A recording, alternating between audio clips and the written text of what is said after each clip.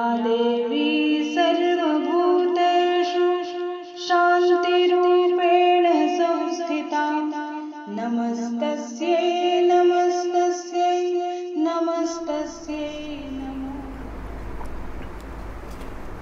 श्री देवी शारदा, श्री देव गणेश, प्रभु श्री रामचंद्र, भगवान श्री गोपाल कृष्ण, श्री महारुद्र हनुमान, महर्षि श्री वेदव्यास, श्रीमद आद्य शंकराचार्य, सद्गुरु श्री ब्रह्मचैतन्य महाराज या सर्वांच्या प्रेरणेनं आणि तुम्हा सर्व मंडळींच्या आशीर्वादानं आज 6वा दिवस आहे। 8 दिवसांचं नवरात्र आहे यावेळेला, त्यामुळे तिथी आणि त्या तिथीला असणारे काही कार्यक्रम पूजनाचे वगैरे आवाहनाचे जरा सरमिसळ झालेली आहे। आज त्रिवेणी योग आहे पूजनाचा, असा योग फार क्वचित येतो। त्यापूर्वी आपण नेहमीप्रमाणे देवीचं जे स्मरण करतो ते आपण करूया। माझ्यानंतर तुम्ही म्हणायचं आहे, या कुंदेंदु तुषारहार धवला, या शुभ्रवस्त्रावृता, या वीणावरदंडमंडितकरा, या श्वेतपद्मासना, या ब्रह्माच्युत शंकर प्रभृतिभिर् देवैः सदा वंदिता, सा मां पातु सरस्वती भगवती, निःशेषजाड्यापः, सृष्ट्वाखिलं जगदिदं, सृष्ट्वाखिलं जगदिदं सदसत्स्वरूपं, शक्त्या स्वया त्रिगुणया परिपाति विश्वं, संहृत्य कल्पसमये रमते तथैका, तां सर्वविश्वजननीं मनसा स्मरामि। नमस्तसे सगळ्यांनी बरोबर म्हणायचं। या देवी सर्वभूतेषु, मातृरूपेण संस्थिता, नमस्तस्यै नमस्तस्यै नमस्तस्यै नमो नमः। या देवी सर्वभूतेषु, शक्तिरूपेण संस्थिता, नमस्तस्यै नमस्तस्यै नमस्तस्यै नमो नमः। या देवी सर्वभूतेषु, बुद्धिरूपेण संस्थिता, नमस्तस्यै नमस्तस्यै नमस्तस्यै नमो नमः। या देवी सर्वभूतेषु, स्मृतिरूपेण संस्थिता, नमस्तस्यै नमस्तस्यै नमस्तस्यै नमो नमः। या देवी सर्वभूतेषु, स्फूर्तिरूपेण संस्थिता, नमस्तस्यै नमस्तस्यै नमस्तस्यै नमो नमः। या देवी सर्वभूतेषु, भक्तिरूपेण संस्थिता, नमस्तस्यै नमस्तस्यै नमस्तस्यै नमो नमः।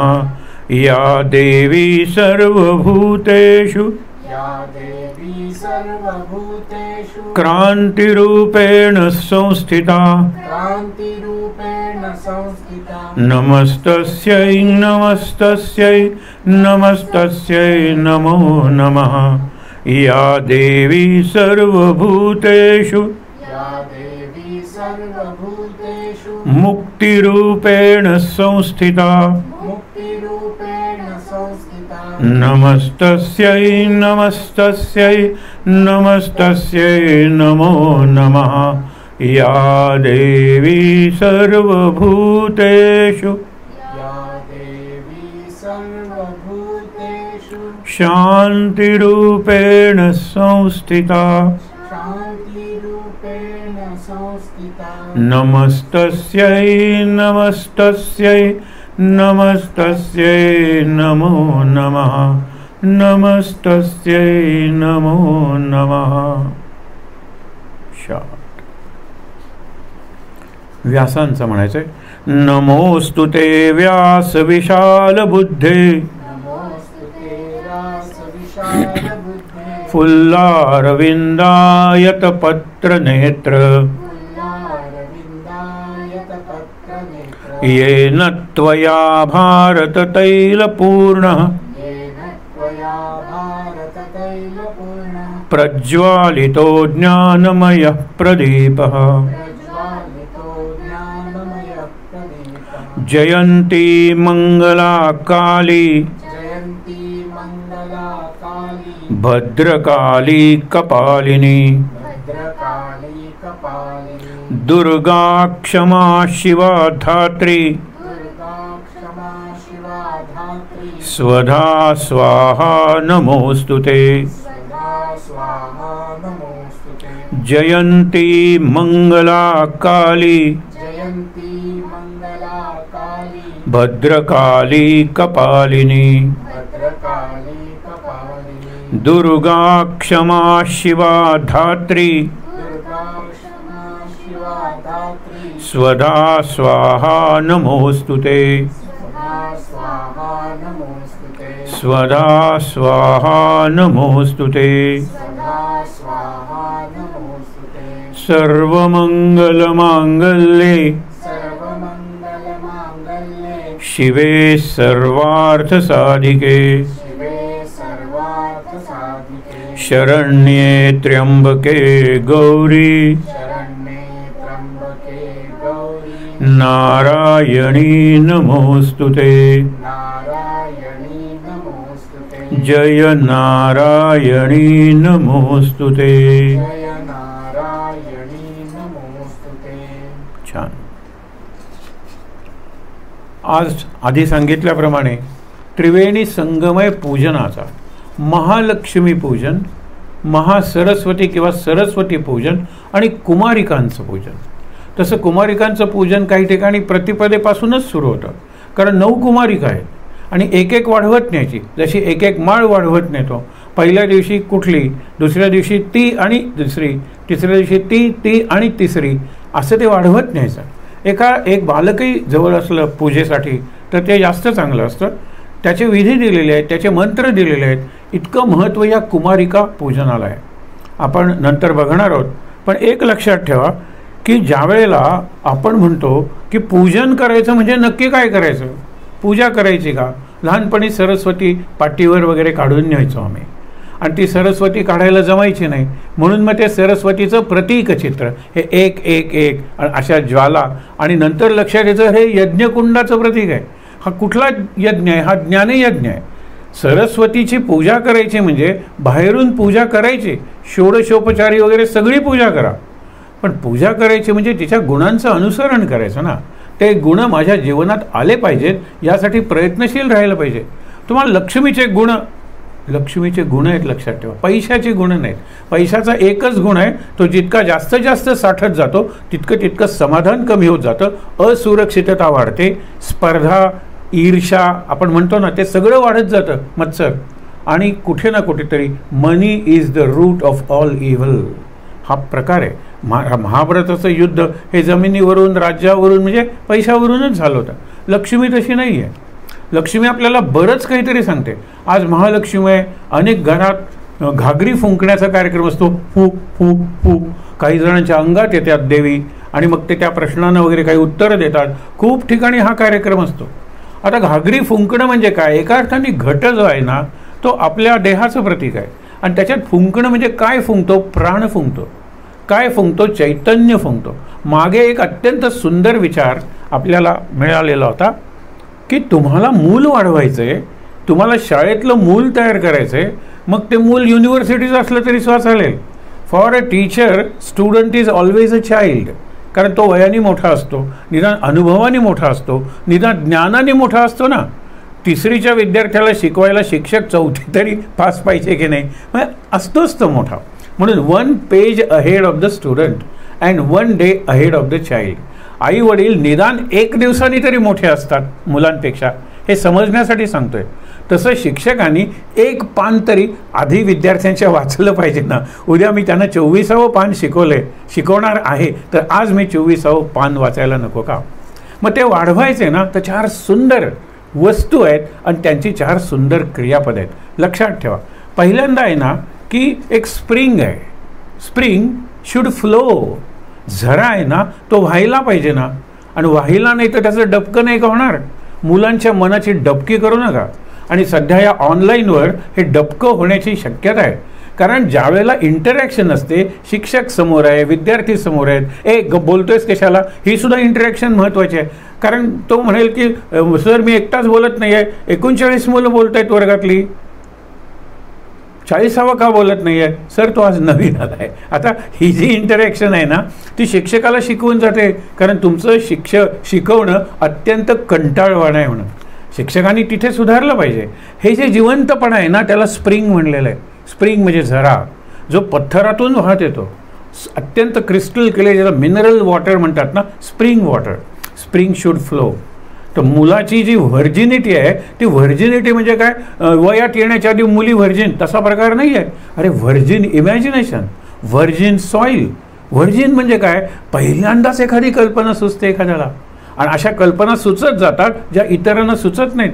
मग त्यातूनच नोबेल प्राईज, पुलिट्झर प्राईज, आपल्याकडे निरनिराळी प्राइजेस आहेत की नवीन कल्पना ह्यांनी जगाला दिलेली आहे, त्याच्यावर आधारित नवीन शोध यांनी जगाला दिलेला आहे आणि मानवाचं जीवन किंवा मानव समाज हा थोडा पुढे नेलेला आहे. हे विचार करूया आपण. ही जी व्हर्जिन इमॅजिनेशन आहे ना त्याची पूजा आहे आज. आज व्हर्जिनिटीची पूजा आहे. आता ही व्हर्जिनिटीची कल्पना आपल्याकडे आहे आणि त्यांच्याकडेही आहे. त्यांच्याकडे व्हर्जिन मेरी म्हणतात. म्हणजे तिला जरी जीसस झाला, येशू झाला, तरी तिला व्हर्जिन मेरी म्हणतात. आपल्याकडे जे पणजीला मोठं चर्च आहे आणि या नावाची अनेक चर्च आहेत, या नावाच्या शिक्षण संस्था आहेत, इमॅक्युलेट कन्सेप्शन म्हणजे दिव्य गर्भधारणा. हा संवाद आपल्याकडे सूर्य आणि कुंती यांच्यामध्ये आहे. कुंती म्हणते अरे मी अजून कुमारिका आहे. तो म्हणतो काही हरकत नाही. आमचं जे असतं एकत्र येणं ते दिव्य असतं. म्हणजे तुला मुलगा जरी झाला तरी तुझा कौमार्य भंग होणार नाही. तुझी व्हर्जिनिटी म्हणजे तुझं कौमार्य. जमिनीची व्हर्जिनिटी म्हणजे काय? अरे पहिल्यांदाच इथे पीक काढतोय, अरे काय भरदार पीक आलेलं आहे. नंतर हळूहळू ती फर्टिलिटी कमी होत जाते आणि मग आपण खतं वगैरे सगळी घालतो आणि फर्टिलिटी वाढवतो. Virginity, virgin imagination, virgin ideas. Virgin म्हणजे नॉव्हल, नवीन.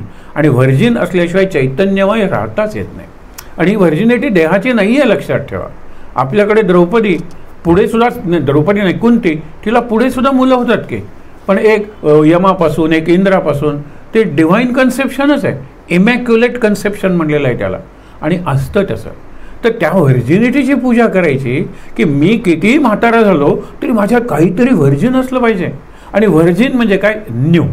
अजून त्याच्यावर आघात झालेला नाही आहे, अजून कुठला तरी ठसा किंवा छाप, शिक्का मारला गेलेला नाही आहे.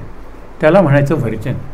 माझं माइंड, माझं थिंकिंग, माझी कल्पनाशक्ती अगदी ऑन डेथ बेडसुद्धा व्हर्जिन असू शकते. लाईट, मोर लाईट. असं ज्यावेळेला एखादा फिलॉसॉफर म्हणतो, कवी म्हणतो, on the last moment of his life मला काय सुंदर प्रकाश दिसतोय, अतिशय सुंदर प्रकाश दिसतोय. प्रकाशाची वर्णनं त्यांनी केलेली असतील की त्याच्या कवितेत किंवा त्याच्या लेखनात, परंतु हा जो त्याला शेवटी प्रकाश दिसला, व्हर्जिन लाईट, असा प्रकाश मी यापूर्वी कधी बघितलाच नाही. त्याची पूजा आहे आज. कुमारिका हे त्याचं प्रतीक आहे. आता या कुमारिकांना नावं दिलेली आहेत. आता पहिली गोष्ट म्हणजे काय, आजचा मंत्र कुठला आहे माहीत आहे ना, आपण मंत्र विसरतोच, सगळी तंत्र लक्षात ठेवतो, पण या प्रत्येक कुमारिकेचा एक एक मंत्र सांगितला आणि किती अर्थगर्भ मंत्र आहे. आपल्याला वेळ नाही आहे ते सगळं बघायला. आपण कुमारिकांची नावं बघूया आणि 3 महत्त्वाच्या कुमारिका सांगितलेल्या आहेत की ज्यांची पूजा विशेष करा तुम्ही त्या दिवशी, कारण तुम्हाला या 3 गोष्टी हव्या असतात. पहिली गोष्ट म्हणजे काय, कालिका. कालिका हे कालीचं रूप आहे. वैऱ्यांच्या किंवा शत्रूंच्या नाशासाठी कालिकेची पूजा करा.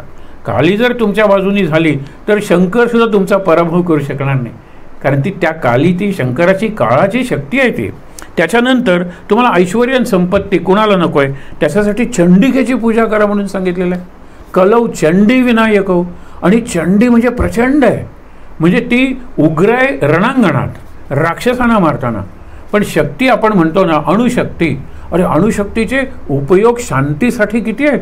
अणुशक्तीनीच पहाड फोडून किती रेल्वे बोगद्यातून वगैरे नेलेली आहे.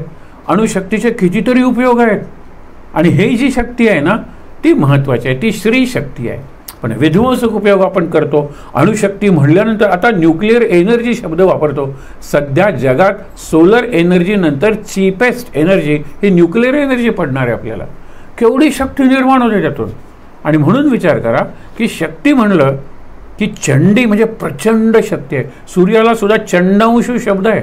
चंडांशू म्हणजे प्रचंड किरण, अंशू म्हणजे किरण, हे त्याचं नाव आहे. म्हणून चंडी देवीची उपासना करा. कशाला, ऐश्वर्य आणि संपत्ती पाहिजे असेल तर. आणि तिसरं, राजा किंवा इतर मंडळी जी आपल्या बाजूनं ज्येष्ठ मंडळी आहेत त्यांना वश करायचं आहे. वशवरून एक शब्द आलाय, आपल्याला कधी लक्षातच येत नाही. वशीला, वशीला लावतो आपण वश करण्यासाठी. पण वशीकरण मंत्र दुर्वासाने कुंतीला नाही का दिला, वशीकरण मंत्र. अरे हा मंत्र म्हणल्यानंतर या सृष्टीतली कोणतीही शक्ती तुला वश होईल. त्यांच्याकडे माणसांना वश करण्याची विद्या आहे. आता वश करण्याची विद्या म्हणजे काला जादू वगैरे, जादू टोना वगैरेही म्हणतात, त्यांनी कोणी वश होत नाही. वश करण्याची विद्या ही तुमच्या स्वभावातून, तुमच्या प्रेमातून, तुमच्या त्यागातून, सेवेतून आणि स्वभावातून. मुख्य म्हणजे त्याचा स्वभावच तसा आहे, वश होतात. कुठलाही माणूस त्याला वश होतो. तर वश करायचं, तुम्हाला राजाला वश करायचं आहे, माझ्यापेक्षा वरची जी मंडळी आहेत त्यांना वश करायचं आहे. तर त्याच्यासाठी कुठल्याची पूजा, शांभवीची पूजा करा. शंभूची शक्ती आहे, शांभवी, शंभू. त्या आणि श्रीरस्तु हा आजचा मंत्र आहे. श्री अस्तु, श्री म्हणजे जे वैभव आहे, जी सगळी समृद्धी आहे, जे सगळं ऐश्वर आहे त्याला श्री म्हणलेलं आहे. आता वैभव याच्यातला भव शब्द हा कशाशी याच्याशी जोडलेला आहे. भव म्हणजे संसार, सतत काहीतरी भव भव भव निर्माण होत असतं, निर्माण होत असतं, नष्ट होत असतं, त्याला भव म्हणलेलं आहे. म्हणून वैभव ज्याला म्हणतात ना त्याला भव्यता म्हणतात. अरे काय वैभव आहे त्या मंदिराचं, बालाजीचं. पण बालाजी समोर दिव्य उपासना किती होते हा महत्त्वाचा प्रश्न आहे. होत असेलही, पण बालाजींना सकाळी उठवलं तर ते सुब्बुलक्ष्मी वगैरे, अगदी व्यंकटेश स्तोत्र वगैरे सगळे म्हणून ते उठवतात वगैरे, हे सगळे विधी आहेत. यथा सांग यथा विधी ही बाहेरची पूजा आहे, संस्कार महत्त्वाचा आहे. आणि म्हणून जिथे दिव्य उपासना होते, महाराजांनी सांगितलं होतं ना की गोंदवल्याला या कशाला सांगता वर्षातून एकदा, गोंदवल्याचा राम तरी काय फार सुंदर आहे काय आमच्याकडे. ते म्हणाले रामाचं सौंदर्य म्हणजे दिव्यत्व बघायचं असतं. एक लक्षात ठेवून त्याला फार शक्तीचंच उदाहरण दिलेलं आहे. तो जिथे बॅटरी चार्ज करतात त्या कारखान्यात काम करतोय. ज्या बॅटरी आपण गाडीला घालतो, ट्रकला घालतो, त्याच्यावर ट्रक चालतात, त्या बॅटरी चार्ज भरला पाहिजे ना. आणि मग आपण म्हणतो बॅटरी डिस्चार्ज झालेली आहे, चार्ज घातलेला आहे त्याच्यात. तर तो म्हणतो की इथे प्लगला लावली तर बॅटरी चार्ज होईल का, तर तो म्हणतो होईल कदाचित, पण 6 महिने लागतील. आणि माझ्या याच्यात 6 तासात काम होतं म्हणाला. म्हणाले हाच फरक आहे. तुझ्या घरातली सुंदर रामाची चांदीची मूर्ती, गावातलं पांढरं मंदिर म्हणजे संगमरवरी रामाची मूर्ती, आणि काळा राम म्हणजे काळ्या पाषाणातली मूर्ती.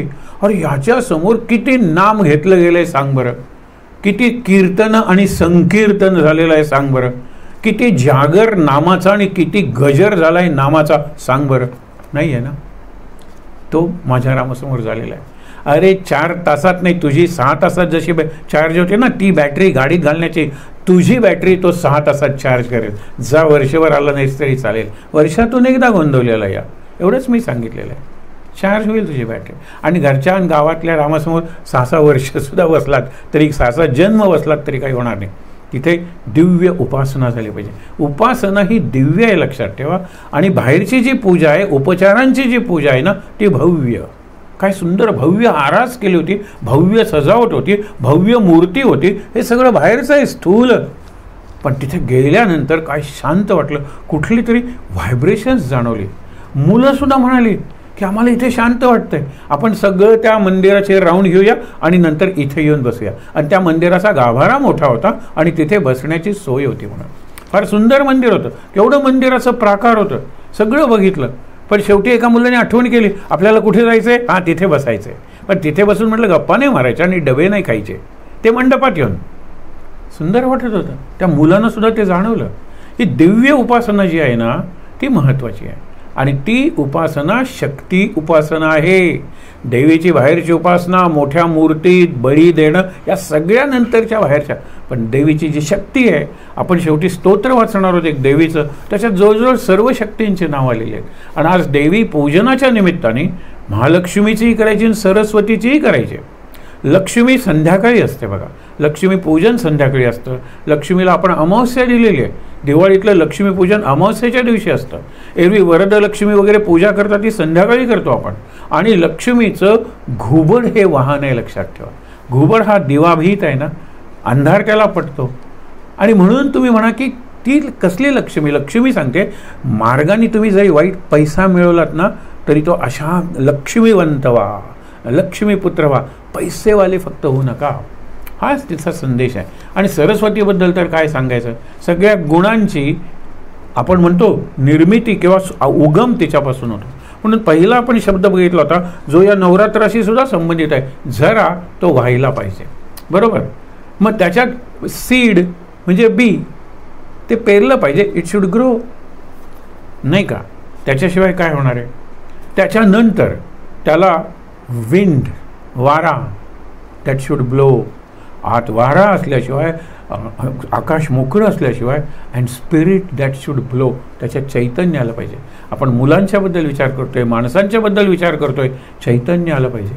म्हणजे spring should flow, seed should grow, wind should blow, and spirit should blow.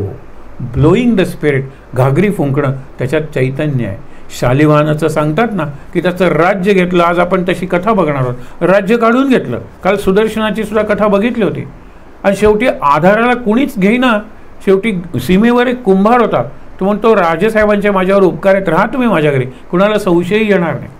मग हा शालिवाहन जो लहान आहे ना, तो कुंभाराकडे खेळणी करायला शिकला मातीची. कुंभार काय करायचा, नागपंचमी आले नाग केले, गणपती आले गणपती केले, तो त्याप्रमाणे करायचा ना. हा नाही, हा म्हणायचं मला घोडा करायला शिकव, मला तलवार करायला शिकव, मला सैनिक करायला शिकव. आणि असे हजारो त्यांनी तयार केले.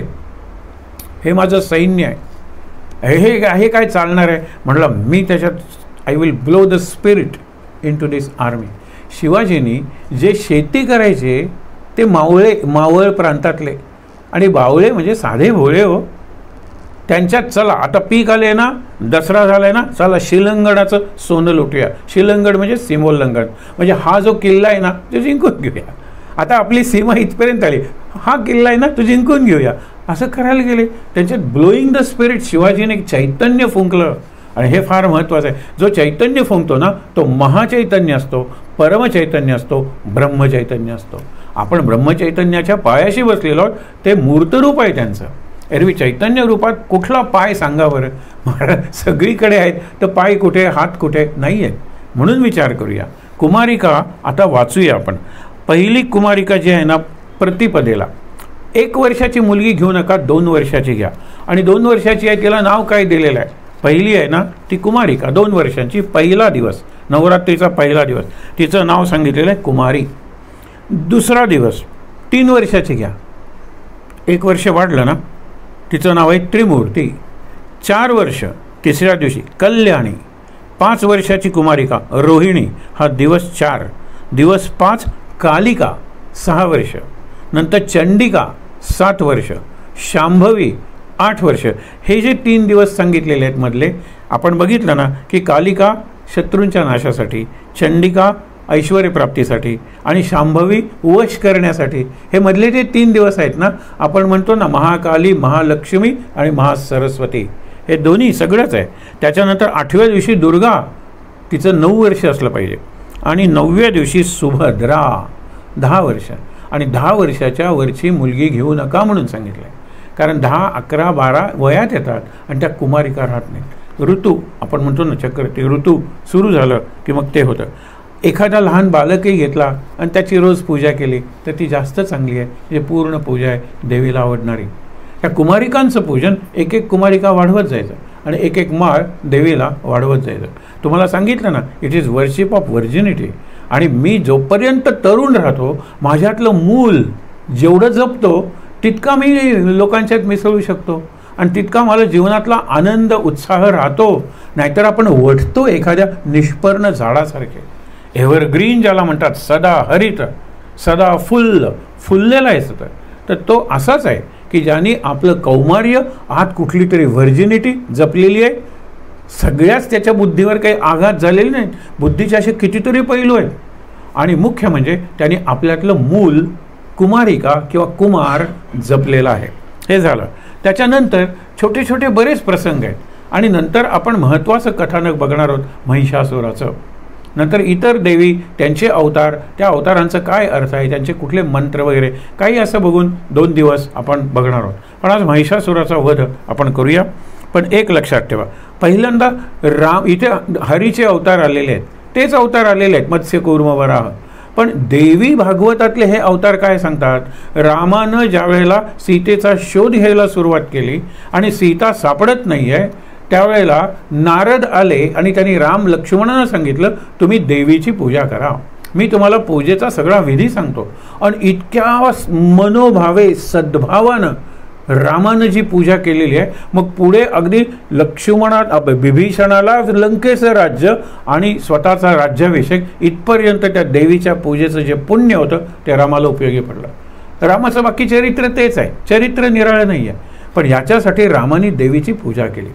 आणखीन एक प्रसंग घडलेला आहे की सती विचारते कुणाला, शंकराला, की तुम्ही ज्या रामाचं नाव घेता तो खाली आत्ता पत्नी हरवली आहे म्हणून छाती बडवत तिचं नाव घेत रडत फिरतोय, तो राम का?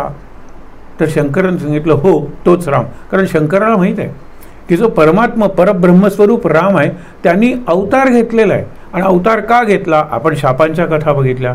अवतार का घेतला? निरनिराळी 7 कारणं सांगितलीत तुलसीदासांनी सुरुवातीला. या 7 कारणांसाठी रामाला अवतार घ्यावा लागला. निरनिराळ्या शापकथा, प्रारब्ध आपण म्हणतो. ठीक आहे, आता पुढे बघा. तर ती म्हणते, मला पटत नाही, तुम्ही एवढे योगेश्वर आणि एवढे तुम्ही सनातन, हा कालचा परवाचा राम नाही पटत. त्यावेळेला ते डोळे मिटून बसले, पटत नाही ना, म्हणजे काहीतरी घडणार आहे. ती म्हणते, मी परीक्षा घेते आणि परीक्षा घ्यायला सीतेच्या रूपात येते. आपल्याला प्रसंग माहीत आहे. पण तिथे शक्ती कुठली? सती स्वतः एक शक्ती आहे, सीता स्वतः एक शक्ती आहे. पण या दोघींच्या शक्तीतून एक नवीन शक्ती तयार झाली. तिला वाटले की काय, सीता बघितल्यानंतर राम म्हणे, सीते, कदाचित एकदम येऊन आलिंगन दिलं तर, कारण तिला माहीत आहे मी सती आहे, मी शंकराची पत्नी आहे. तिला बघितल्यानंतर लक्ष्मण फसतो, म्हणतो, अरे भाभी इकडे, भाभी श्री आपण म्हणूया, इथे आहे. राम तिच्याकडे बघून शांत पण इतका गोड हसतो.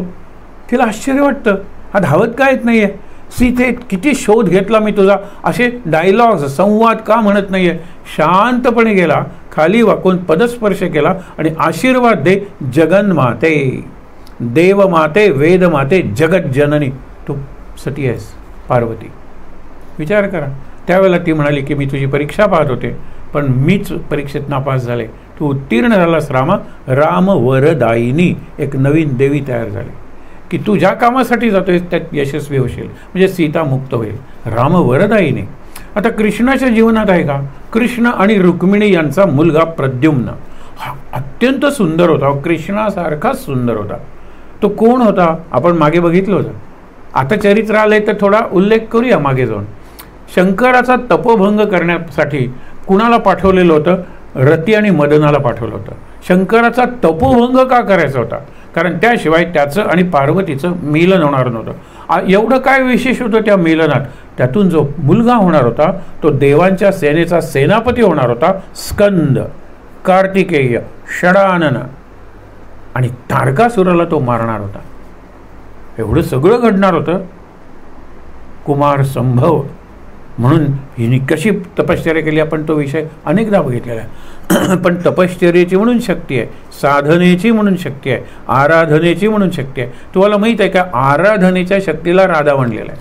कारण राधमध्ये आहे ना राधा, क्रियापद आहे ते. साध, साधू, सिद्धी, साधक क्रियापद आहेत ते. राधा शब्द नाही आहे संपूर्ण भागवतात. आराधना, पण देवी भागवतात राधा ही शक्ती आहे. राधा कृष्ण त्यांचा सगळा आपण काही ते फार तपशिलाने बघणार नाही आहोत, कारण आपल्याला माहीत आहे. नवीन काही भाग असेल तर तेवढाच बघूया.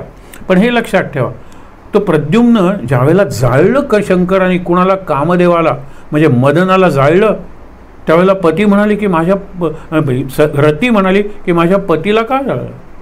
तो मला त्यांनी तपोभंग केला, पण आम्ही देवांच्या कार्यासाठी केलेला आहे. मग तो म्हणतो एक आहे, यातून मी काय करतो, तुला एक अनंग म्हणजे अंग नसलेला, बॉडीलेस असा एक फॉर्म तुझ्याबरोबर असेल कायम. आणि तू लक्षात ठेव, ज्यावेळेला कृष्णाला मुलगा होईल तो मदन असेल. तर हा तो प्रद्युम्न. त्याला शंभरासुरांनी पळवला. आणि कुठून पळवला? सूतिका गृहातून पळवला, म्हणजे प्रसूती गृहातून पळवला. कृष्णाच्या काय तुम्ही म्हणाल की हल्ली जरा काही झालं की आमचा इन्फॉर्मेशन बहुतेक लीक झालेला आहे, किंवा आम्हाला IB हे ब्युरो आहे ना, information bureau, failed. It is failure of, आपण म्हणतो निरनिराळ्या वेळा. इथे काय घडलेलं आहे? शंभरासूर गेला आणि त्यांनी त्या बाळाला उचलून आणलं. आता काय करायचं, कुणी नेलं, काहीच कल्पना नाही. अशा वेळेला देवीची उपासना केलेली आहे. निरनिराळ्या स्वरूपातली देवी, अंबिका देवी असते, जगदंबिका देवी असते, महामाया असते, शूलधारिणी असते.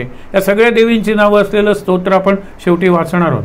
त्या देवीची उपासना कृष्णानं एवढी आणि रुक्मिणीनं एवढी सुंदर केली की देवी प्रकट झाली आणि म्हणाली, 16व्या वर्षी हा तुझा मुलगा प्रद्युम्न तो शंभरासुराला मारेल आणि तुझ्याकडे परत येईल. आणि तसंच घडलं.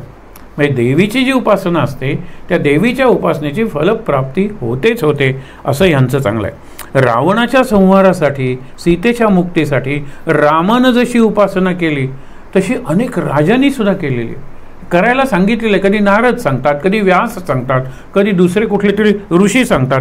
हे लक्षात ठेवा. च्यवन, भृगू नावाचे ऋषी आहेत सप्तर्षीतले.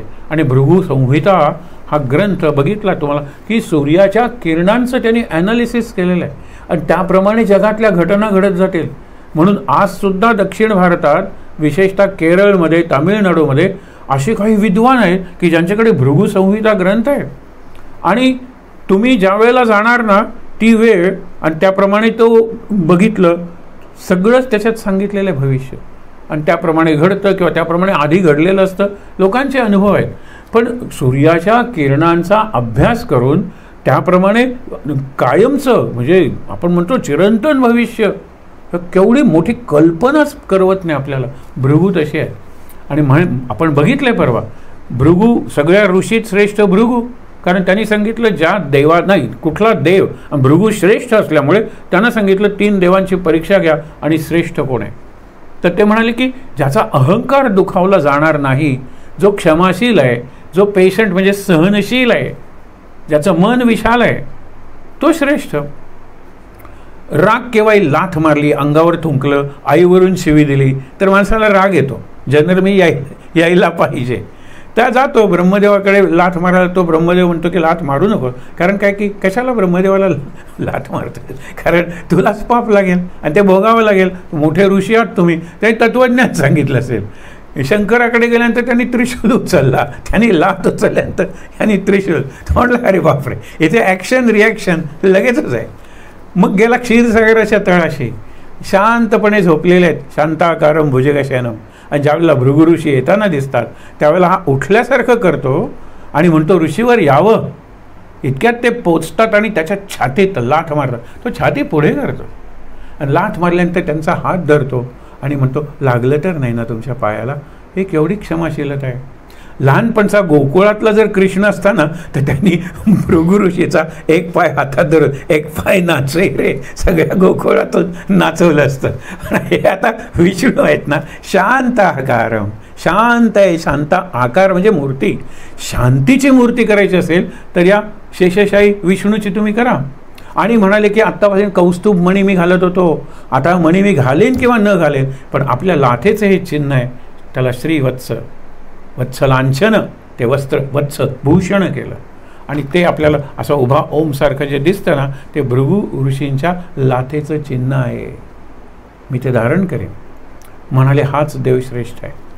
आता इथे देवापेक्षा देवी श्रेष्ठ आहे. कारण कालही आपण बघितलं होतं, परवाही बघितलं होतं की वडाच्या पानावर हा आहे आणि अख्खा वटवृक्ष देवी आहे. तुझ्यासारखे किती विष्णू मला आहेत बघ बरं, मोज पानं, प्रत्येक पानावर मी एकेका देवाला ठेवू शकते. अशीच वर्णन आहेत, लक्षात ठेवा.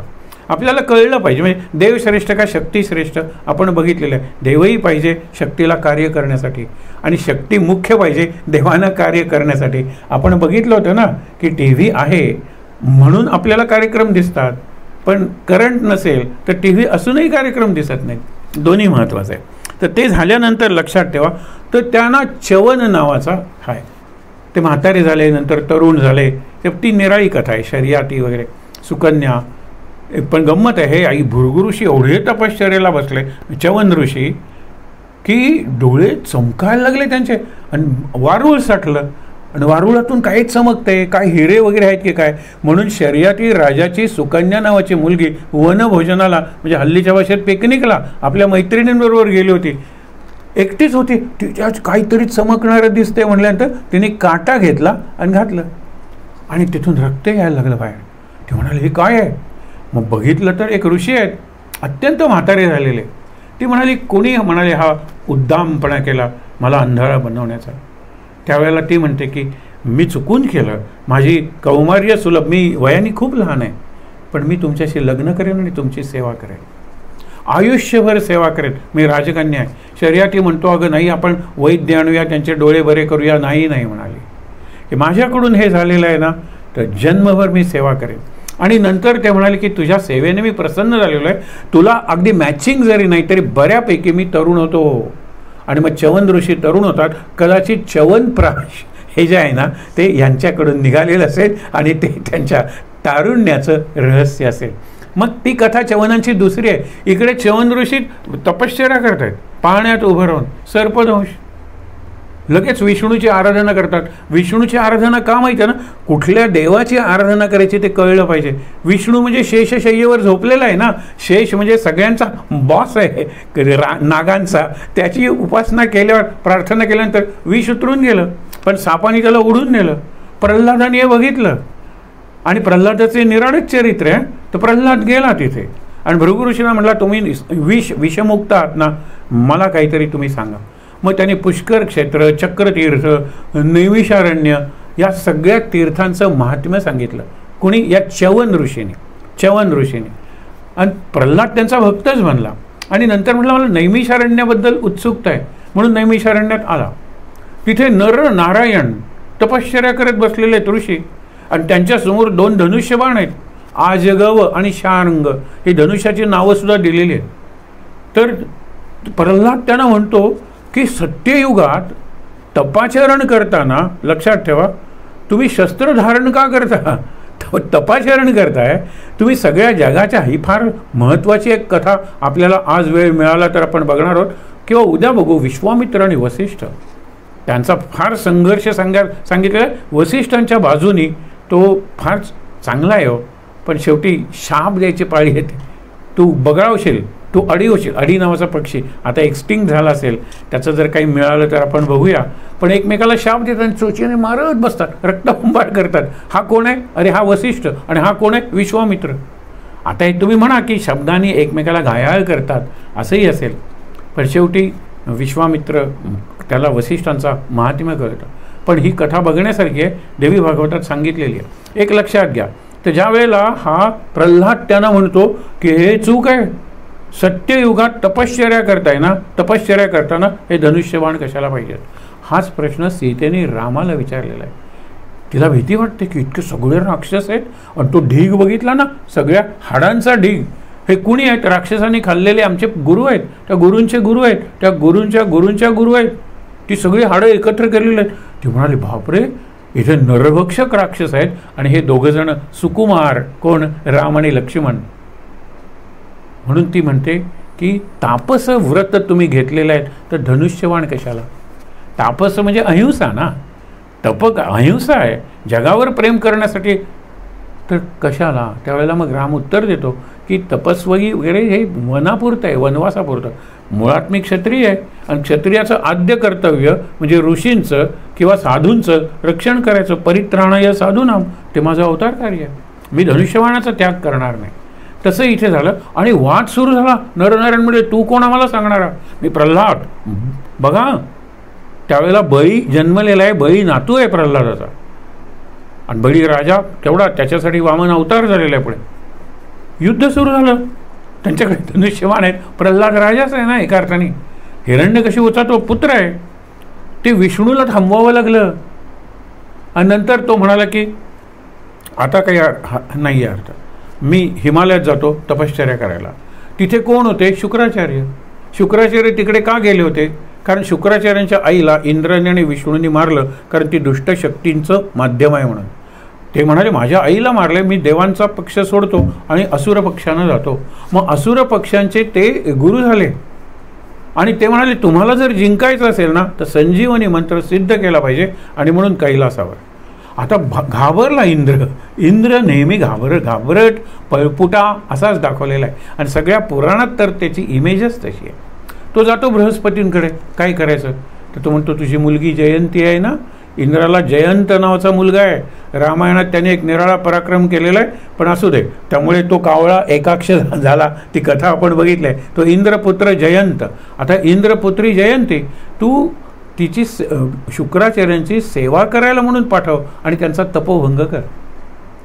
तपोभंग केल्यानंतर त्यांचा तो मंत्र कसा सिद्ध होणार आहे वगैरे, त्याप्रमाणे ती जयंती येते आणि तपोभंग वगैरे केल्यानंतर आता पुढे काय करायचं? पुढे तो म्हणाले मला परत सिद्ध करायला उपासना केली पाहिजे, तपश्चर्या केली पाहिजे. या मधल्या काळात ते जयंती जाते हिमालयात, हे गेलेले आहेत तिथे. मधल्या काळात बृहस्पती शुक्राचार्यांचं रूप घेऊन येतो. एरवी दुसऱ्याचं रूप घेऊन ते कॉन्ट्रॅक्ट कुणाचं असतं? इंद्राचं असतं, इंद्र करतो ते रूप वगैरे घेऊन. पण इथे बृहस्पती देवांचे गुरु शुक्राचार्यांचं रूप घेऊन असुरांच्या राज्यात गेले आणि म्हणाले मी गेलो तो तपश्चर्येला काय करायला? संजीवनी मंत्र शोधायला. पण माझ्या मनात मी विचार केला आणि युद्ध हे वाईट आहे हो, हिंसा अति वाईट आहे. त्यांनी इतक्या प्रभावी, देवांचा गुरु आहे तो, इतक्या प्रभावीपणे राक्षसांना सांगितलं हो आम्ही उगीच हिंसा करत होतो, नाही आत्तापर्यंत आम्ही खूप पापं केली नाही. असं करत करत ते पूर्णपणे अहिंसक बनतात. शुक्राचार्य आणि प्रल्हाद परत येतोपर्यंत प्रल्हादही जातो त्यांच्या सेवेला, त्यांच्याबरोबर तपश्चर्या करायला. शुक्राचार्य खरे येतात, असुर त्यांना हकलून लावतात, तू बोंधू आहेस, तोते आहेस, खोटा आहेस. ते म्हणाले अरे मी खरा शुक्राचार्य आहे. नाही शुक्राचार्य आले, आम्ही आता युद्ध वगैरे सगळं सोडून दिलेलं आहे आणि आम्ही निर्वैर झालेलो आहेत नुसतं, आणि आमचं वीर्यसुद्धा गेलं, निर्वीर्यसुद्धा झालेलं आहे, वैर नाही आमच्याकडे.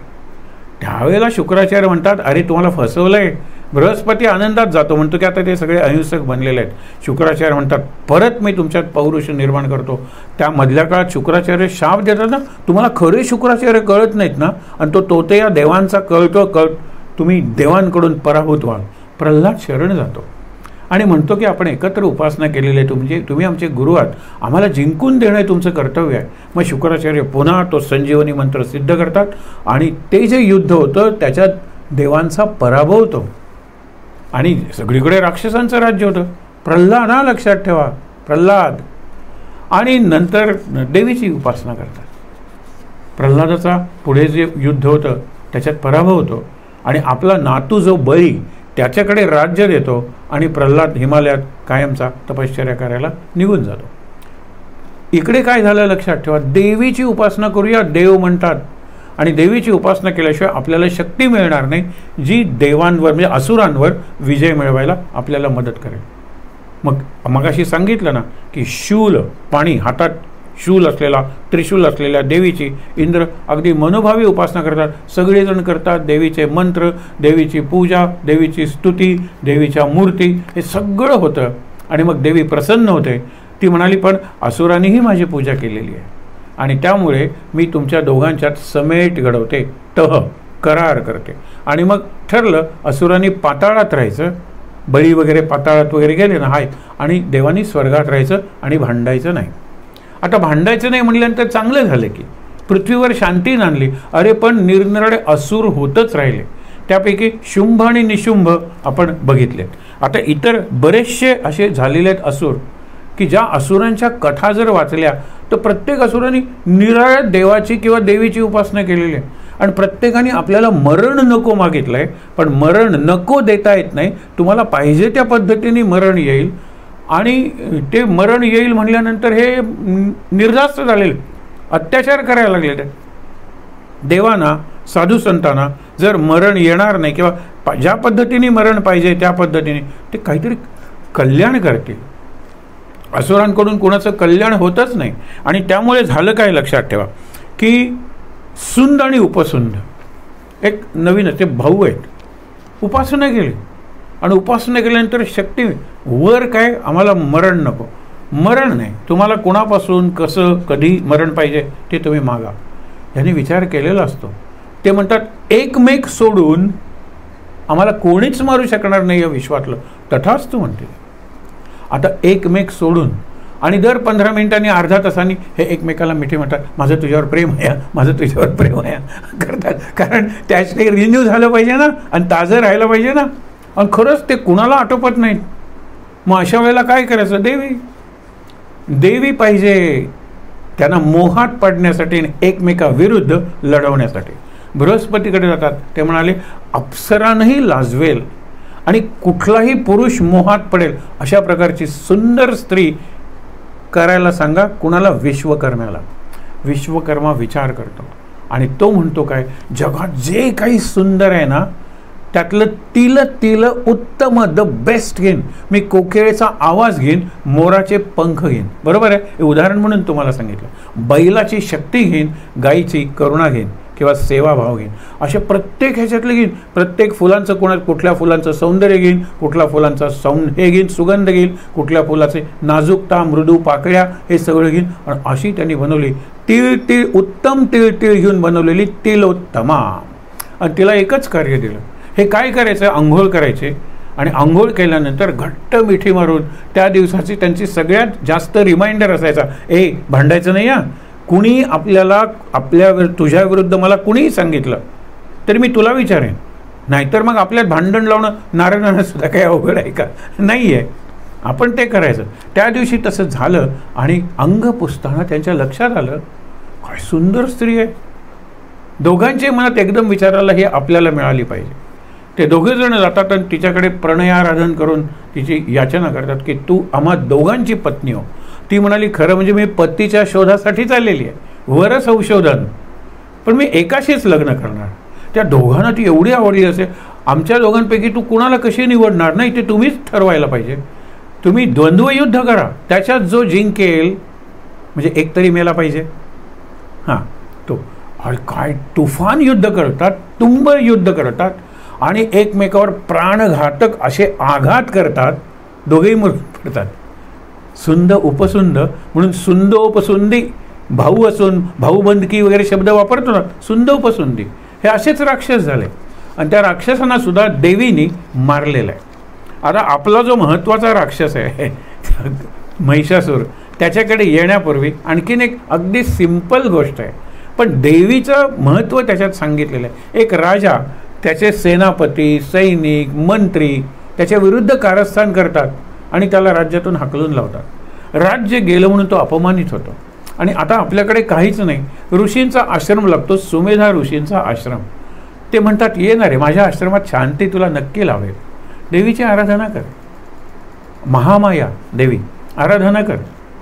तो करायला लागतो, त्याला बरं वाटतं. काही दिवसांनी एक वैश्य येतो समाधी नावाचा, त्याला नातेवाईकांनी फसवले, खूप श्रीमंत असतो, पण एवढं फसवलं की ज्यावेळेला लक्षात येतं त्यावेळेला तो पूर्णपणे दिवाळा त्याचं निघालेलं असतं. अत्यंत वैतागतो आणि त्याला फ्रस्ट्रेशन आपण म्हणतो ना, वैफल्यग्रस्त होतो तो. आणि येतो कर्मधर्म संयोगाने तोही त्या सुमेधा ऋषींच्या आश्रमात येतो. सुरथ म्हणतो, माझा अनुभव चांगला आहे, तूही थांब इकडे, तुलाही शांत वाटेल. आणि आपण सांगूया ऋषींना की आम्हाला पुन्हा ती देवीची उपासना सांगा. मग ते महामायेची उपासना सांगतात आणि उपासना करता करता तिकडे काय होतं की राजाशी एकनिष्ठ असलेले जे सैनिक असतात, जे मंत्री असतात, सगळेच काही विरुद्ध केलेले नसतात. ज्यांनी कपट कारस्थान कट केलेला असतो तेवढेच विरुद्ध असतात. मग त्यावेळेला त्यांच्यापैकी काही जण राजाचा शोध घेत इकडे येतात, आपण प्रतिक्रांती करूया, आणि म्हणून परत सुरथ राजाला राज्य मिळतं. मग तो काय देवीची मंदिरं काय बांधतो, तो देवीचा उपासकच होतो आणि देवीचं महात्म्य तो वाढवतो. इकडे हा समाधी वैश्य आहे, तो उपासना करता करता सगळं आर्थिक आणि सगळी कामना वासना काही अर्थ नाही आहे. किती शांत वाटतं या आश्रमात. ही साधना करताना देवीची दिव्य भाव मनात निर्माण होत आहेत. मला देवीने अनुभूती दिलेली आहे, आता मला काय पाहिजे, मला मुक्ती पाहिजे देवीकडून, आणि त्याप्रमाणे तो जीवनमुक्त होतो, तो मुक्त होतो. समाधी वैश्य हे वैश्य म्हणजे त्याचं सांगितलं आहे कारण तो पैसेवाला आहे, तो व्यापार करणार आहे, तो धनवान आहे. ब्राह्मणाच्या बाबतीत काय असतं, कुठली कहाणी सुरू करा. 8 पाट नगर होतं किंवा अवंती नावाचं नगर होतं, तिथे यत्नसेन किंवा कोणतरी असा ब्राह्मण होता आणि त्याच्या घरी 18 विश्वे दारिद्र्य, अशा सगळ्या सुरुवाती होतात. आणि शेवटी ही 60 फळांची उत्तरांची कहाणी, 5 उत्तरी सुफळ संपूर्ण. हे म्हणजे तरी भरपूर कहाणी सांगितलेली असते ना. 60 उत्तरं सांगितली असते तर केवढे ग्रंथ झाले असते, 5-5 उत्तरात.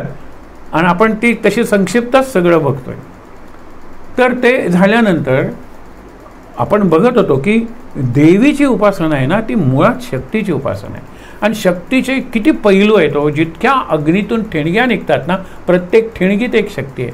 अजून आपण काही शक्तींची नावच शोधून काढलेली नाही आहेत, पण त्या शक्ती आहेत. आता आपण गुरुत्वाकर्षण शक्ती किंवा ग्रॅव्हिटी किंवा ग्रॅव्हिटेशनल फोर्स शोधून काढायसाठी त्याला नाव कुठे होतं. निरनिराळी फळं शोधून काढलेली आहेत माणसाने, किंवा हायब्रिड करून निरनिराळी फुलं तयार केलेली आहेत, नावं दिलेली आहेत त्याला. म्हणून सतत ही निर्मिती चालू असते, नाश चालू असतो, हे सतत चालू असतं. आणि सगळी चालवणारी जी शक्ती आहे ना, आपण म्हणतो जगन्नियंता परमेश्वर, पण परमेश्वरी शक्ती आहे, परमात्मा त्याच्यातली शक्ती आहे. ती आत्मी नावाची जी शक्ती आहे, परमात्म्याच्या आतमध्ये असलेली, आणि ज्याच्यामुळे परमात्मा हा सगळं विश्व निर्माण करतो, चालवतो, नष्ट करतो, आपल्यात शोषून घेतो आणि पुन्हा निर्माण करतो. ती सगळी शक्ती आहे. आणि अशी तिची निरनिराळी स्तोत्र आहेत. इथे एक लक्षात घ्या की ज्या वेळेला आपण महिषासुराकडे येणार आहोत, त्यावेळेला महिषासुरापेक्षा इतरही छोटे छोटे असुर होते, आणि त्यांना देवीने संपवलेलं तरी आहे. आणि त्यांचे काही भक्त होते ते हे झालेले आहेत, प्रसन्न झालेले आहेत देवीला. इंद्राला शाप मिळालेला आहे. इंद्राला शाप का मिळाला, त्यांनी हत्या केलेली आहे. हत्या केली. आता एक तर शाप मिळालेलाच आहे की तिने त्या भृगु ऋषींच्या पत्नीचीच हत्या केलेली आहे, असं त्याला करावं लागतं. आणि त्याचं पतन म्हणजे तो पृथ्वीवर आलेला आहे. त्याची पत्नी इंद्राणी. आता इंद्राचं सिंहासन रिकामं ठेवायचं नाही. मग काय करायचं, त्यातल्या त्यात सात्विक असा जो राजा होता, ययातीचा पिताश्री नहुष, हा सूर्यवंशातला राजा आहे. तर त्याला सिंहासन त्याला जाहीर केलं की नहुष राजा इंद्राला त्या सांगितलं घे, प्रायश्चित्त तू घे. आणि इंद्र लपून राहिला, कारण शोधून आपल्याला मारतील राक्षस म्हणून. तो कुठे लपून राहिलाय, तर कमळाच्या देठात लपून राहिलेला आहे. आणि तो कुठेच सापडत नाही. म्हटलं इंद्राणी बेचैन झालेली आहे. त्यावेळेला नारद म्हणतात मी शोधून काढतो, माझ्याकडे ते खातं आहे, मी शोधून काढतो. पण तोपर्यंत हा नहुष म्हणतो मी जर सिंहासनावर बसून इंद्र होणार आहे तर इंद्राणी माझी झाली पाहिजे. बाकीचे म्हणतात उत्तर काय द्यायचं, तिची हरकत नसेल तर. ती सुद्धा हुशार आहे, तिचं नाव शची किंवा इंद्राची शक्ती म्हणून इंद्राणी. ती म्हणते की माझी हरकत नाही, कारण तो इंद्र झालाय तर मला हरकत नाही. पण एक आहे, कल्पनाही करता येणार नाही अशा वाहनातून तो मला न्यायला आला पाहिजे. आपण म्हणतो डोली पाठवायचे, ती अशा पद्धतीने. आता तो म्हणतो घोड्यांनी रथ कितीतरी आहेत किंवा हत्तीवरून सुद्धा सगळ्या वाहनातून निघालेली आहे. मी काय करू, ऋषींचं वाहन बनवतो. काय कल्पना आहे बघा बरं. ही पतनाची सुरुवात आहे. सत्ता मिळाली ना की आपण पॉवर करप्ट्स, आणि absolute power corrupts absolutely. Nahush त्याचं उदाहरण आहे.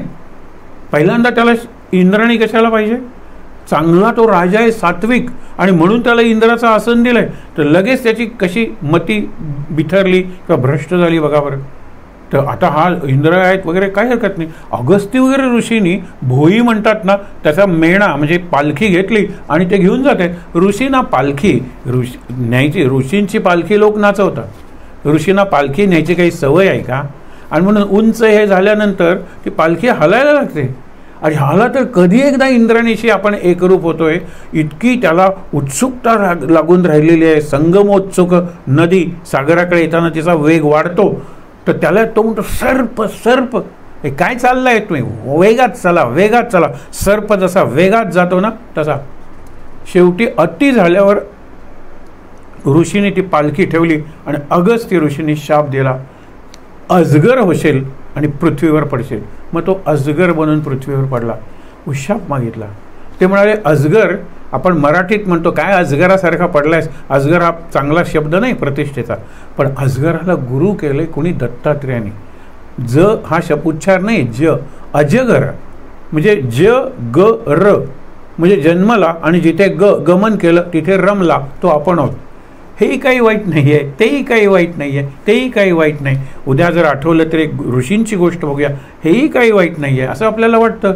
जिथे जातो तिथे आपण रमतो, जाऊ तिथे खाऊ, आपण सारे भाऊ भाऊ हे जे म्हणतात ना, जिथे जातो तिथे खातो, जिथे जातो तिथे रमतो. जगर.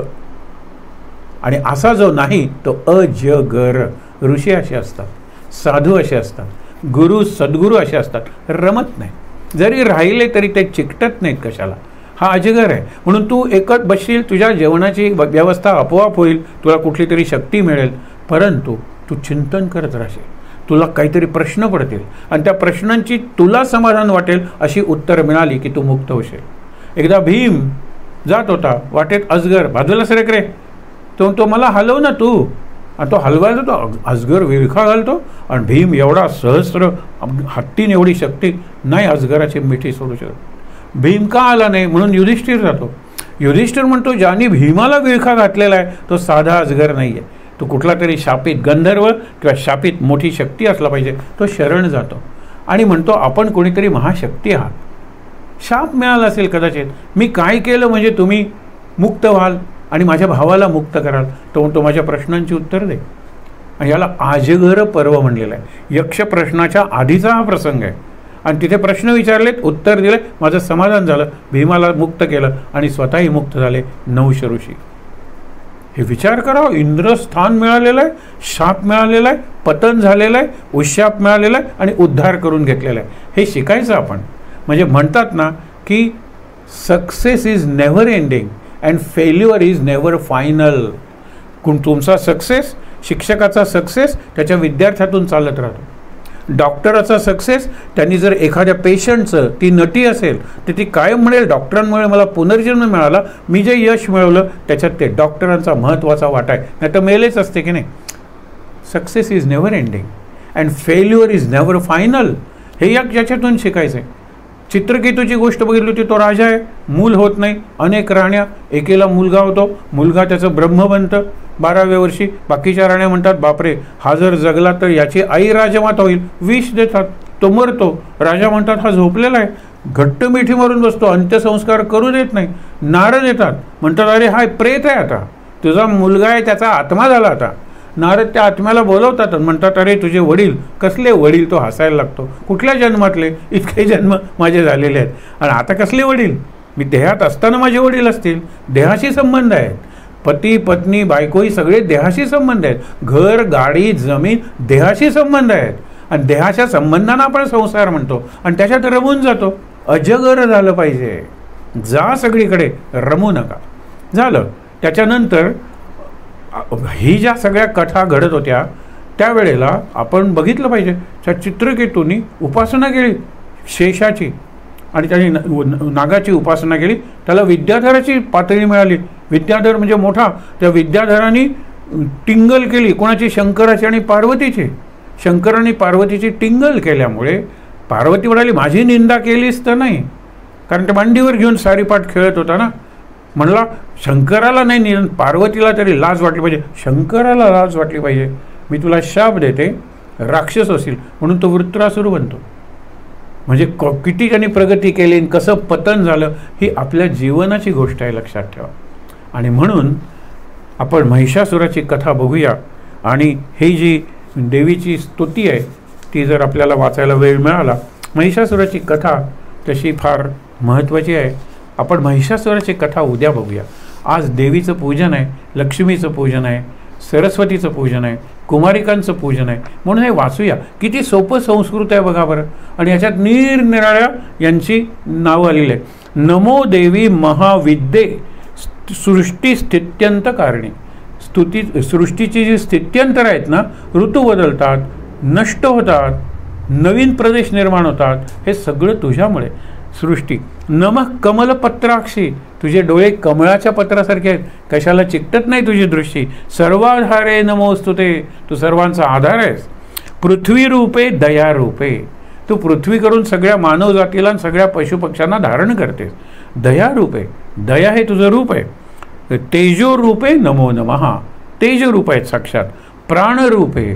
सगळ्या सृष्टीचा प्राण आहेस. आणि एव्हरीथिंग ब्रीज असा एक सिद्धांत आहे. Everything vibrates. म्हणजे त्या दगड आहेत ना, तो सुद्धा ब्रीद करत असतो. फक्त त्याचं ब्रीदिंग इतकं सूक्ष्म असतं, हळूहळू कळायला लागले ना. झाडांना भावना असतात. हे जगदीशचंद्र बसूनी कित्येक वर्षापूर्वी शोध लागलेला आहे. आणि म्हणून प्रत्येक दगडात एखादा शापित गंधर्व असू शकेल, एखादा शापित आत्ता सांगितलं पण विद्याधर एखाद्या वास्तूत किंवा वस्तूत झाडात असू शकेल.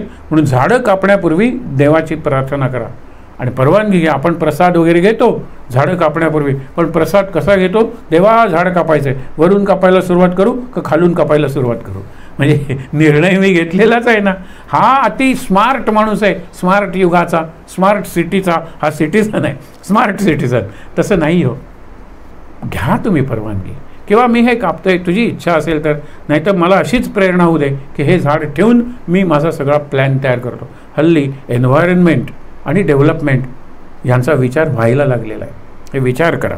पुढे तीच म्हणते प्राणरूपे महारूपे भूतरूपे. सगळ्या भूतांच्यात तू आहेस. नमोस्तुते. गायत्री वरदे देवी सावित्री सरस्वती. तुम्हाला काही फक्त शब्द वाटतात? गायत्री, सरस्वती, सावित्री. अहो केवढ्या कथा आहेत त्यांच्या, आपल्याला वेळच पुरणार नाही आहे. पण तरीसुद्धा बघूया थोडंसं. गायत्रीची गायत्री उद्या बघूया. गायत्री मंत्र, गायत्री देवी आहे ना शेवटी. नम स्वाहे स्वधे स्वाहा स्वधा आपण म्हणले. मातर दक्षिणे ते नमो नमः. म्हणजे सगळ्यांचे मला तू दक्षिण म्हणजे काय कर? सगळ्या प्रकाराने रक्षण कर.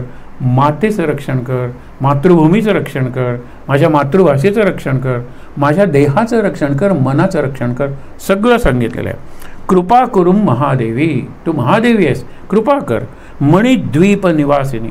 मणिद्वीपाधी निवासिनी किंवा मणिद्वीपाधिवासिनी. मणिद्वीप त्याचं वर्णन आपण नुसते काही वाचूया, किती सुंदर लिहिलेलं आहे. त्याचं गद्य भाषांतर सुद्धा किती सुंदर आहे. हे मणिद्वीप म्हणजे सगळ्यात तेजस्वी द्वीप आहे. आपण मॉरिशस, सेशलिस वगैरे म्हणतो, ही द्वीप अतिशय सुंदर आहेत, निसर्ग संपन्न आहेत. पण ही काय सुंदर. मणिद्वीपाधी वासिनी. अनंत कोटी ब्रह्मांड नायिके. हे इथे तितकी जुनी आहे. अनंत कोटी ब्रह्मांड नायक म्हणतो, त्या नायकाची जी शक्ती आहे ना, अनंत कोटी ब्रह्मांड नायिके जगदंबिके. जय देवी जगन्मातर जय देवी परात्परे. सगळ्याच्या पलीकडे असलेली शक्ती आहे. जय श्री भुवनेशानी. तू भुवनेश आहेस, भुवनेश्वरी आहेस. जय सर्वोत्तम उत्तमे. सगळ्या उत्तमातली तू उत्तम आहेस. आणि शेवटी म्हणतात कल्याण गुणरत्नानाम आकरे भुवनेश्वरी. आकर म्हणजे खाण आहेस तू. कशाची? रत्नांची. कुठली? गुणरत्न. आणि गुण कसे? कल्याण करणारे. किती सुंदर आहे बघा कल्पना. कल्याण गुणरत्नानाम आकरे भुवनेश्वरी. प्रसीद, माझ्यावर प्रसन्न हो. प्रसीद परमेशानी. प्रसीद जगतोरणे. ह्या जगाचं जे रण चालू आहे, प्रपंचाचं जे रण चालू आहे, जय जयकार करतो मी तुझा, मला विजय होऊ दे. किंवा या जगाचं तोरण म्हणजे संस्कृत शब्द आहे. आपण दाराळ म्हणजे सुशोभित करणारं, तसाही अर्थ लावता येईल. पण एक लक्षात ठेवा, महिषासुराची कथा उद्या बघूया. आणि महिषी म्हणजे फक्त म्हैस अर्थ आहे का दुसरा काही अर्थ आहे? संस्कृत डिक्शनरी ज्यांच्याकडे आहे त्यांनी पाहून ठेवा. उद्या आपण दोन्ही अर्थाने ती कथा पाहणार आहोत, जरा विस्ताराने पाहणार आहोत. म्हणून आज पाहिलेली नाही आहे त्या ठिकाणी ताट बसूया. आपल्याला निदान 3 देवी तरी माहीत असतात. महाकाली, महालक्ष्मी, महासरस्वती. सगळं येऊन जातं याच्यात. उत्पत्ती येऊन जाते, संहार येऊन जातो आणि पालन येऊन जातं. छान. आपण देवीचे श्लोक म्हणूया, मातृ म्हणूया, सगळ्या देवींची शक्ती 3दा माझ्यानंतर म्हणायचे. या देवी सर्वभूतेषु या देवी सर्वभूतेषु मातृरूपेण संस्थिता मातृरूपेण संस्थिता मातृरूपेण संस्थिता मातृरूपेण संस्थिता मातृरूपेण संस्थिता. मातृरूपेण संस्थिता. नमस्तस्यै नमस्तस्यै नमस्तस्यै नमस्तस्यै नमस्तस्यै नमो नमः नमस्तस्यै नमो नमः नमस्तस्यै नमो नमः. नमस्तस्यै नमो नमः. सगळ्यांनी बरोबर म्हणूया. सर्वमंगलमांगल्ये शिवे सर्वार्थसाधिके शरण्ये त्र्यंबके गौरी नारायणी नमोस्तुते. जय नारायणी नमोस्तुते. शांतिपाठ. ओम सहना भवतु सहनौ भुनक्तु सह वीर्यं करवावहै तेजस्विनावधीतमस्तु मा विद्विषावहै. ओम शांति शांति शांति. 3दा दीर्घ श्वासोच्छ्वास.